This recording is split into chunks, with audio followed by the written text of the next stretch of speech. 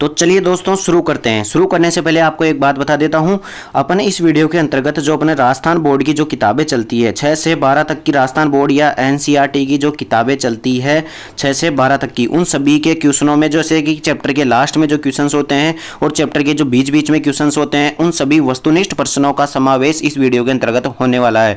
जैसा कि दोस्तों आप सबको पता है कि राजस्थान में कोई सी भी एग्जाम हो, अगर उसके अंतर्गत राजस्थान जीके टॉपिक आता है, यानी कि राजस्थान की ज्योग्राफी, आर्ट, कल्चर, हिस्ट्री, चाहे कुछ भी राजस्थान की जीके रिलेटेड कोई भी टॉपिक आता है या क्वेश्चन आते हैं, तो हम जानते हैं कि अगर किसी एग्जाम में राजस्थान जीके 100 क्वेश्चन आ रहे हैं तो उसमें से 95 प्लस क्वेश्चंस अपने राजस्थान बोर्ड की और एनसीईआरटी की जो किताबें हैं उनके वस्तुनिष्ठ प्रश्न ही आते हैं। तो अपने इतने ज़्यादा इंपॉर्टेंट हो जाते हैं कि ये बहुत ज़्यादा इंपॉर्टेंट है।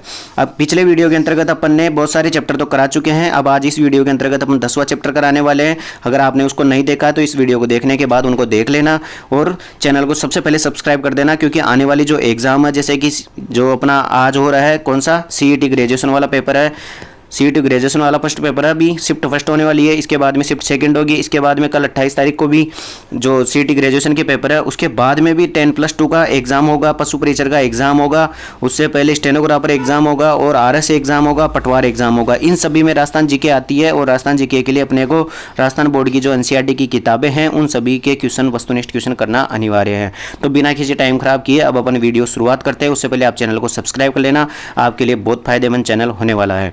तो अपन पहला क्वेश्चन स्टार्ट करते हैं। जैसलमेर का सोनारगढ़ दुर्ग किससे निर्मित है? तो जैसलमेर का जो सोनारगढ़ दुर्ग है वह किस चीज से निर्मित है? तो ये पीले बलुआ पत्थरों से निर्मित है। ठीक है, पीले बलुआ पत्थरों से निर्मित है।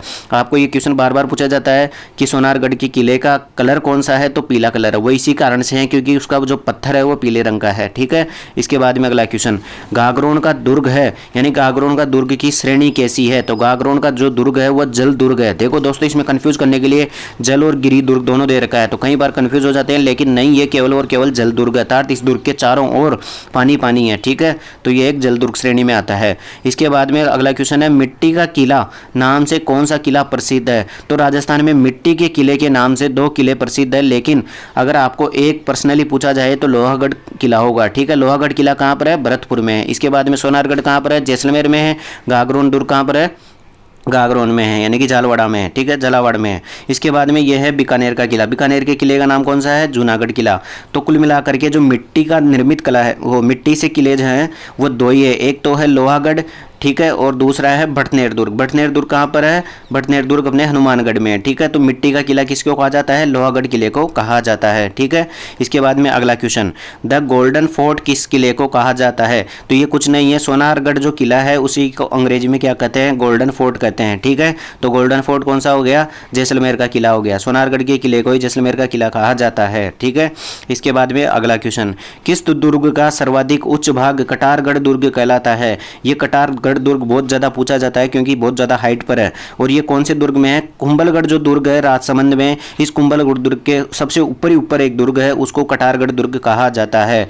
ठीक है, आमेर दुर्ग कहाँ पर है? जयपुर में। रणथंभौर दुर्ग कहाँ पर है? सवाई माधोपुर में। कुंभलगढ़ दुर्ग राजसमंद में और जालोर दुर्ग जालोर में। ठीक है, अभी जो एग्जाम हुई थी 2024 में, उसमें प्रीवियस ईयर में पूछा गया, मतलब अभी थोड़े दिन पहले एग्जाम हुई थी, उसमें भी जालोर दुर्ग का निर्माण किसने करवाया था ये पूछा था, तो उसका नाम आंसर होगा वीर नारायण। वीर नारायण ने जालोर दुर्ग का निर्माण करवाया था। ठीक है, इसको भी याद रख लेना। इसके बाद में आगे बढ़ते हैं अपन, देलवाड़ा का जैन मंदिर कहाँ स्थित है? ये इतनी बार एग्जाम में पूछा हुआ है, बहुत बार, क्योंकि ये देलवाड़ा का जैन मंदिर एक बार तो लेबर असिस्टेंट 2019 में जो हुई थी उसमें भी, 2022 में जो हुई थी उसमें पूछा था। ठीक है, तो देलवाड़ा का जो जैन मंदिर है वो कहाँ स्थित है? यह है अपने आबू पर्वत सिरोही में। आबू पर्वत सिरोही में। ठीक है, तो देलवाड़ा के जैन मंदिर और रणकपुर के जैन मंदिर दोनों को याद कर लेना। ठीक है, रणकपुर के जैन मंदिर कहाँ पर है? पाली के अंदर है। ठीक है, आगे बढ़ते हैं अपन। इसके बाद में अगला क्वेश्चन है, खाटू श्याम जी का मंदिर कहाँ स्थित है? तो ये तो बहुत फेमस है, खाटू सीकर में स्थित है। इसके बाद में आप बताओ मेरे को भाई, ये रेवासा सीकर है ना, यहाँ पे कौन सा मंदिर है? ये कमेंट करके मुझे जल्दी से बता दो। ठीक है, इसके बाद में अगला क्वेश्चन है, रणकपुर का जैन मंदिर कहाँ स्थित है? तो ये पाली में स्थित है। ये भी लेबर असिस्टेंट में क्वेश्चन पूछा गया था। इसमें ये क्वेश्चन पूछा था कि रणकपुर का जैन मंदिर है, इसका जो वास्तुकार है वह कौन है? तो इसका वास्तुकार है देपाक। इसको बहुत इंपॉर्टेंट क्वेश्चन है, इसको जरूर याद कर लेना। ठीक है, अगले क्वेश्चन में बढ़ते हैं। क्वेश्चन नंबर 9 कह रहा है श्री एकलिंगनाथ जी का मंदिर कहाँ स्थित है। तो श्री एकलिंगनाथ जी का मंदिर कहाँ पर स्थित है, नाथद्वारा में स्थित है। नाथद्वारा कहाँ पर है, राजसमंद में, ठीक है। और ये एकलिंगनाथ जी का मंदिर किसने बनवाया था, ये बहुत इंपॉर्टेंट है। तो किसने, रावल बप्पा ने बनवाया था। किसने बनवाया था, रावल बप्पा ने बनवाया था। और इसके अलावा एक और क्वेश्चन बनता है कि श्री एकलिंगनाथ जी का जो मंदिर है ये किस संप्रदाय की प्रमुख पीठ है। तो ये लाकुलिस संप्रदाय की प्रमुख पीठ है, ठीक है। ये दो क्वेश्चन भी आपको साथ में याद रखना है। इसके बाद में अगला क्वेश्चन बढ़ते हैं, क्वेश्चन नंबर 10। ऋषभ देव जी का जैन मंदिर कहाँ स्थित है। तो ऋषभ देव जी का जो जैन मंदिर है ये कहाँ स्थित है, उदयपुर में स्थित है। लेकिन इसमें एक गांव भी याद रखना, कौन सा है गांव, बताओ मेरे को कमेंट करके। भाई ऋषभ देव जी का जैन मंदिर उदयपुर में कहाँ पर स्थित है, ठीक है। ये गांव आप मुझे कमेंट करके बताएंगे, देखते हैं कितना याद रहता है, किसको कितना याद है, ठीक है। इसके बाद में अगला क्वेश्चन है, भारतीय मूर्तिकला का शब्दकोश किसे कहा जाता है। ये भारतीय मूर्तिकला का शब्दकोश का मतलब ये है कि जहाँ पर मूर्तियाँ ही मूर्तियाँ हैं। तो ऐसा कौन सा, यहाँ इन 4 ऑप्शन में से कौन सी ऐसी जगह है जहाँ पर मूर्तियाँ ही मूर्तियाँ हैं। तो वह है विजय स्तंभ। विजय स्तंभ को मूर्तियों का अजायब घर भी कहा जाता है। क्या कहा जाता है, मूर्तियों का अजायब घर कहा जाता है। इसके अलावा आपको ये ध्यान होगा कि अजायब घर अपने राजस्थान को भी कहा जाता है, लेकिन किसका कहा जाता है, राजस्थान को खनिजों का अजायब घर कहा जाता है। क्यों, क्योंकि अपने राजस्थान में 81 प्रकार के खनिज पाए जाते हैं, इस कारण से राजस्थान को खनिजों का अजायब घर कहा जाता है, ठीक है। अब आप मेरे को ये बताओ कि विजय स्तंभ पर जो डाक टिकट, पहला डाक टिकट पूरे राजस्थान में पहला डाक टिकट विजय स्तंभ पर जारी हुआ था, वो कब जारी हुआ था। तो ये जारी हुआ था 1949 में, ठीक है। इसको भी याद रख लेना, बहुत बार एग्जाम में पूछा हुआ है। अब आप इसके साथ में एक क्वेश्चन मुझे बताओ कि विजय स्तंभ का निर्माण किसने करवाया था, कौन से शासक ने विजय स्तंभ का निर्माण करवाया था, ठीक है। ये ऑप्शन में वो कमेंट करके मुझे बताना, ठीक है।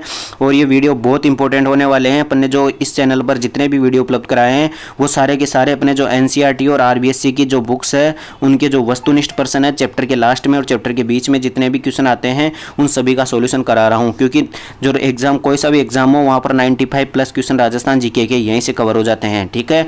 तो ये आने वाले एग्जाम के लिए बहुत इंपॉर्टेंट होने वाला, चैनल को फटाफट से सब्सक्राइब कर दो।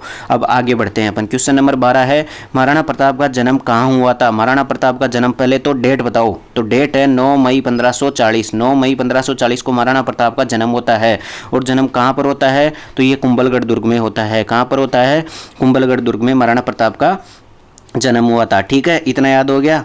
अब इसके बाद में आगे बढ़ते हैं क्वेश्चन नंबर 13 की ओर। क्वेश्चन नंबर 13 कह रहा है बनी ठनी चित्र किस शैली का है। तो ये बहुत ज़्यादा इंपॉर्टेंट है। बनी ठनी चित्र शैली किसकी है, किशनगढ़ शैली में बना हुआ है बनी ठनी चित्र, ठीक है। अब आप मुझे ये बताओ कि बनी ठनी का जो चित्र है ये किसने बनाया था, यानी कि ये चित्रकार कौन है, इसका आप कमेंट में मेरे को बताना। फिर अगले वीडियो के अंतर्गत मैं सारे क्वेश्चनों के जवाब दे दूंगा, ठीक है।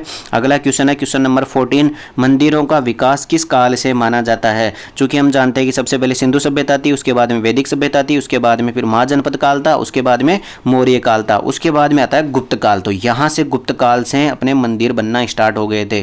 तो मंदिरों का जो विकास था वह गुप्त काल से स्टार्ट हुआ था, ठीक है। गुप्त काल के बाद में फिर आता है मुगल काल, ये मौर्य काल इससे पहले आ जाता है, पाषाण काल उससे पहले आ जाता है, ठीक है।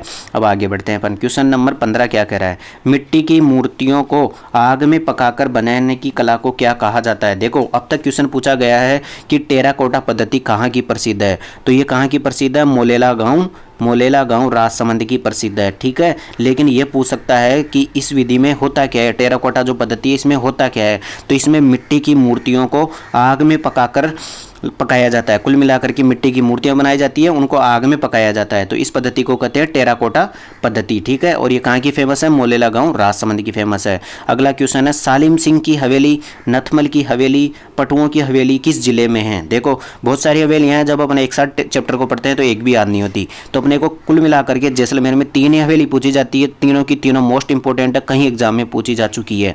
तो सबसे पहले तो पटुओं की हवेली याद रखनी है, ठीक है। एक नथमल की हवेली, क्यों नाम पड़ा इसका, क्योंकि नथमल भाटी यहाँ का शासक था, नथमल भाटी, ठीक है। और सालिम सिंह भी यहाँ का शासक था, तो उनके नाम पर। तो सालिम सिंह, नथमल की हवेली और पटुओं की हवेली, ये तीनों कहाँ पर है, जैसलमेर जिले में स्थित है, ठीक है। इतना याद हो गया, जैसलमेर जिले में स्थित है। आगे बढ़ते हैं क्वेश्चन नंबर 17, क्वेश्चन नंबर 17 है, मुंशी महारानी की छतरी किस जिले में स्थित है। ये बहुत इंपॉर्टेंट क्वेश्चन है। मुंशी महारानी की छतरी पिछले अभी 2024 के एग्जाम में भी पूछा है। तो मुंशी महारानी की छतरी कहाँ पर है। मुंशी महारानी की छतरी है अलवर जिले में। कहाँ पर है, अलवर जिले में स्थित है। ठीक है, इसको याद करके जाना। अगला क्वेश्चन है क्वेश्चन नंबर 18, 84 खंभों की छतरी कहाँ स्थित है। तो 84 खंभों की छतरी कहाँ पर स्थित है, बूंदी में स्थित है। कहाँ पर स्थित है, बूंदी में स्थित है। ठीक है, इन दोनों क्वेश्चनों की छतरी वाले दोनों क्वेश्चन इंपॉर्टेंट है। ठीक है, मुंशी महारानी की छतरी और 84 खंभों की छतरी। ठीक है, इसके बाद में आगे बढ़ते हैं। क्वेश्चन नंबर 19, किस शैली के चित्रों में कदम्ब वृक्ष को अधिक महत्व दिया जाता है। देखो शैली बहुत सारी है, अपने को सारी शैली याद नहीं रहती है, लेकिन आप ऐसे याद रख लो कि कदम्ब वृक्ष कौन सी शैली में है। एक ही क्वेश्चन याद रख लो आप, तो कदम्ब वृक्ष कौन सी शैली में है, कदम्ब वृक्ष कौन सी शैली में है। बताओ भाई, फटाफट से कमेंट करके बताओ कदम्ब वृक्ष कौन सी शैली में है। ठीक है, तो कौन सी शैली में, उदयपुर शैली में। उदयपुर शैली में कदम्ब वृक्ष है। ठीक है, कदम्ब वृक्ष का उल्लेख उदयपुर शैली में है। आगे बढ़ते हैं अपन क्वेश्चन नंबर 20, 32 खंभों की छतरी किस दुर्ग में स्थित है। तो 32 खंभों की छतरी अपने रणथंभौर दुर्ग में स्थित है। इसकी एक कहानी है। कहानी यह है कि हमीर देव जो चौहान थे, उनके पिता जैत्र सिंह की याद में उनका 32 साल का शासन था। इस कारण से 32 खंभों की छतरी कहाँ पर, रणथंभौर दुर्ग में बनवाई थी। किसने बनवाई थी, सबसे पहले तो आपको याद रखना, हमीर देव चौहान ने बनवाई थी। किसकी याद में, अपने पिता जैत्र सिंह की याद में। ठीक है, और 32 साल का शासन पूरा होने के कारण से 32 खंभों की छतरी थी। और इसी को न्याय की छतरी भी कहा जाता है। ये एग्जाम में पूछा जा चुका है कि न्याय की छतरी किसने बनवाई थी। तो हमीर देव चौहान ने बनवाई थी। इसको न्याय की छतरी इसलिए बोला जाता है क्योंकि यहाँ बैठ करके हमीर देव चौहान न्याय किया करते थे। ठीक है, अब आगे बढ़ते हैं। तो दोस्तों अब इस वीडियो के अंतर्गत अपन ने टोटल 20 MCQ कर चुके हैं। इसके बाद में जो अगला चैप्टर होगा, अगला चैप्टर भी अपने कला संस्कृति और इतिहास के महत्वपूर्ण क्वेश्चनों से संबंधित होगा। लेकिन दोस्तों आपको ये बात बता देता हूँ, आज जैसे ही देख लेना आप CET के जो ग्रेजुएशन का पेपर है उनमें देख लेना, जितने भी राजस्थान GK के क्वेश्चन आएंगे उसमें से 100 क्वेश्चन अगर आते हैं, इसे मान लो किसी भी एग्जाम में 100 क्वेश्चन आते हैं तो 95+ क्वेश्चन अपने यहीं से मिल जाते हैं। तो अब अगले वीडियो के अंतर्गत अपन अगले वाले चैप्टर करने वाले हैं। उससे पहले आपको चैनल को सब्सक्राइब कर लेना है और तुरंत अगले वीडियो के अंदर पहुंच जाओ। अगर पिछले वीडियो नहीं देखे तो पिछली वीडियो भी देख लेना। ठीक है, अब इस वीडियो के लिए इतना ही। Thank you.